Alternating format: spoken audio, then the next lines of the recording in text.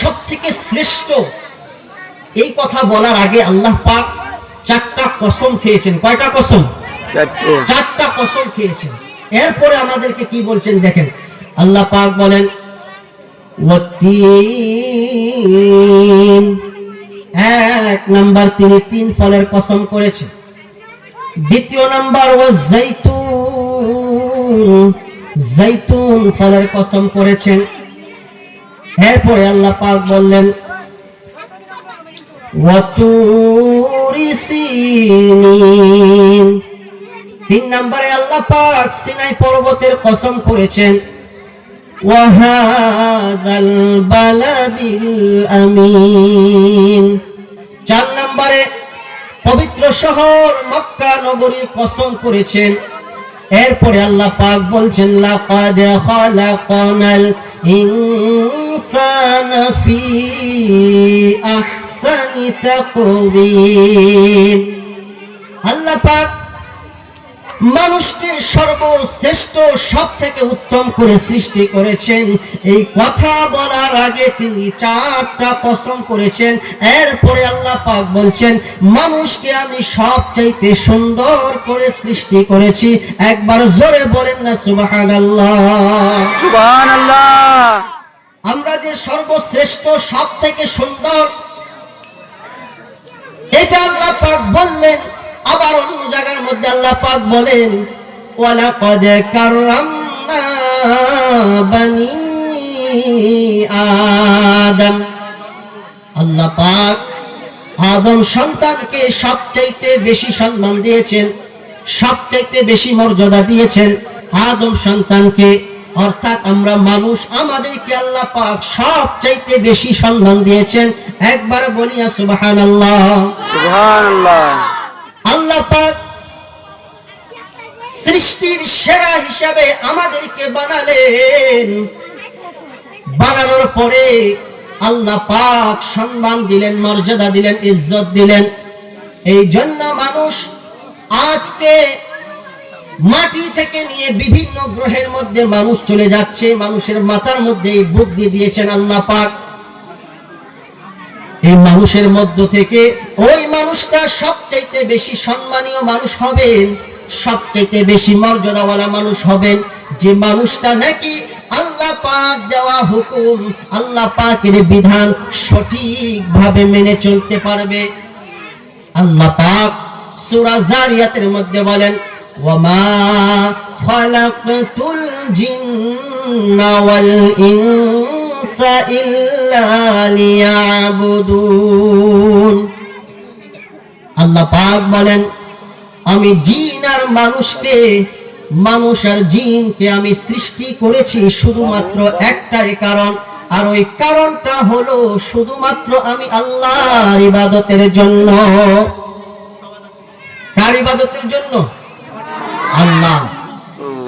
আচ্ছা এবার বলেন, আমরা বর্তমান মানুষ, বেশিরভাগ মানুষ বর্তমান ইবাদত আল্লাহর বেশি করে না শয়তানের বেশি করছে? সবাই আমরা বুঝি, আমাদেরকে বলার কোনো প্রয়োজন নাই, সবাই জানি, সব জিনিসে আমরা জানি। এই জানি জানি বিশ্বাস থেকে অনেক মানুষ বাহিরে বসে আছে, ও কি বলবে জানি আমরা, ওখানে বসলে কি নসিহত করবে আমরা জানি, এটা আমাদের জানাই আছে। এই যে মনের মধ্যে যে এই বিশ্বাস, এই আকীদা নিয়ে আমরা বাহিরে আছি বা এখানেও আমরা যারা বসে রয়েছি, আমরা বেশিরভাগ, আমরা সবাই জানি যে মানুষ বর্তমান আল্লাহ পাকের ইবাদত ছেড়ে দিয়ে শয়তানের ইবাদত করছে। আচ্ছা বলেন, শয়তান আল্লাহ পাকের কয়টা হুকুম অমান্য করার কারণে সে শয়তান হয়েছে? কয়টা হুকুম? মাত্র একটা। যিনি এক সময় ছিলেন মুআল্লিমুল মালায়েকা, ফেরেশতাদের উস্তাদ, এত জ্ঞান, এত ইলম তার মধ্যে ছিলেন, কিন্তু আল্লাহ পাকের একটা মাত্র হুকুম অমান্য করার কারণে, উসজুদু লি আদম, আল্লাহ পাক আদেশ করেছিলেন যে আদমকে তার সম্মানের জন্য তাকে সেজদা করো, কিন্তু শয়তান, তখনও সে শয়তান হয় নাই। আল্লাহ পাকের এই আদেশটা অমান্য করার কারণে অহংকার তার ভিতরে এসে গিয়েছে। আল্লাহ পাকের সামনে বলছে, আল্লাহ আনা খালাকতাহু মিন নার, আমি হচ্ছি আগুনের সৃষ্টি। কে বলছে? শয়তান বলছে। কাকে বলছে? আল্লাহকে বলছে। খালাকতাহু মিন তিন, আর আদম হচ্ছে মাটির সৃষ্টি। আগুন হচ্ছে ঊর্ধ্বমুখী। আগুনকে যখন জ্বালানো হয়, আগুনের তাপটা, তার যে প্রজ্বলন, যে আগুনের যে জ্বালানোটা, সেটা উপরের দিকে যায় না নিচের দিকে থাকে? উপরের দিকে চলে যায়। আর আগুনকে যখন ছেড়ে দেওয়া হয়, সে নিচের দিকে যায় না উপরের দিকে যায়? মাটি নিচের দিকে যায়। শয়তান আল্লাহকে যুক্তি দেখাচ্ছে, আল্লাহকে বলছে, আল্লাহ আমি তো আগুনের সৃষ্টি, আমি তো ঊর্ধ্বমুখী, আর মাটি হচ্ছে নিম্নমুখী। আমি ঊর্ধ্বমুখী হয়ে কিভাবে নিম্নমুখীকে সেজদা করব? একবার জোরে বলি না নাউজুবিল্লাহ। নাউজুবিল্লাহ। আল্লাহ পাককে বলছে। আল্লাহ পাক গুসসা হয়ে গেলেন। শয়তানের এই ব্যবহার দেখে, এই কথা শুনে আল্লাহ তাআলা তাকে জান্নাত থেকে বহিষ্কার করে দিলেন। তার জন্য জান্নাত হারাম করে দিলেন। একদম পুরো জাহান্নাম তার জন্য ওয়াজিব করে দিলেন, শুধু একটা মাত্র হুকুম অমান্য করার কারণে। শয়তান বর্তমান দূর থেকে তাকিয়ে তাকিয়ে যারা বেনামাজি তাদেরকে দেখে আর হাসে, আর মনে মনে বলে, ইস, এই মানুষ নাকি আশরাফুল মাখলুকাত, সৃষ্টির সেরা, তাকে নাকি সবথেকে বেশি সম্মান দিয়ে আল্লাহ পাক বানিয়েছেন। আর এই মানুষ, আমি একটা মাত্র হুকুম অমান্য করে জান্নাত আমার জন্য হারাম হয়ে গেল, জাহান্নাম ওয়াজিব হয়ে গেল। সৃষ্টির সেরা আশরাফুল মাখলুকাত এই মানুষ দৈনিক আল্লাহ পাকের হুকুম 5 ওয়াক্ত নামাজের মধ্যে 17টা ফরজকে অমান্য করছে। এ তো আমার থেকে বড় শয়তান।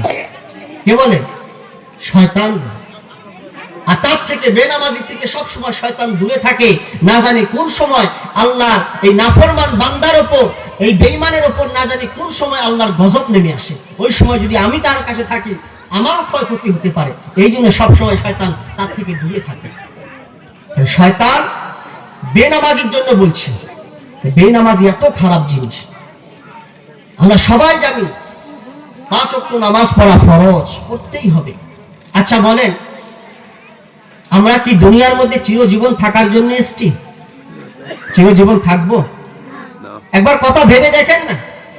যে বাড়িতে আপনি ছিলেন, ওই বাড়িতে এখন যে আপনি আছেন, ওই বাড়িতে আপনার আগে আপনার বাবা ছিল, আপনার মা ছিল। হয়তো অনেক মা বাবা ওই বাড়িতে নাই, চলে গিয়েছে। আপনাকে কি যেতে হবে না? আমাকে কি ওই বাড়ি ছেড়ে, এই দুনিয়া ছেড়ে, দুনিয়ার মায়া মমতা ছেড়ে কি চলে যেতে হবে না? চিরজীবন তো আমরা থাকতে আসি নাই এখানে। আমাদের আসল জায়গা যে রয়েছে, সেখানে তো আমাদের যেতে হবে। আল্লাহ সুবহানাহু ওয়া তাআলা কুরআনুল কারীমের মধ্যে বলেন, কুল্লু নাফসিন যায়িকাতুল মাউত। যার মধ্যে আল্লাহ জান দিয়েছেন, যার মধ্যে প্রাণ দিয়েছেন, প্রত্যেকটা জীবকে, প্রত্যেকটা জানদারকে একদিন না একদিন মৃত্যু স্বাদ গ্রহণ করতেই হবে। এটা সত্য। সত্য কি মিথ্যা? মৃত্যু চির সত্য। মৃত্যু থেকে আজ পর্যন্ত কেউ রেহাই পায় নাই, পাবেও না। আদম আলাইহিস সালাম থেকে নিয়ে আজ পর্যন্ত দৈনিক অসংখ্য মানুষ, অগণিত মানুষ দুনিয়ার মোহ ছেড়ে, দুনিয়ার মায়া ত্যাগ করে চলে যাচ্ছে দুনিয়া ছেড়ে। ওই সমস্ত মানুষের কাতারে একদিন আমাকেও থাকতে হবে, আমাকেও মৃত্যুবরণ করতে হবে।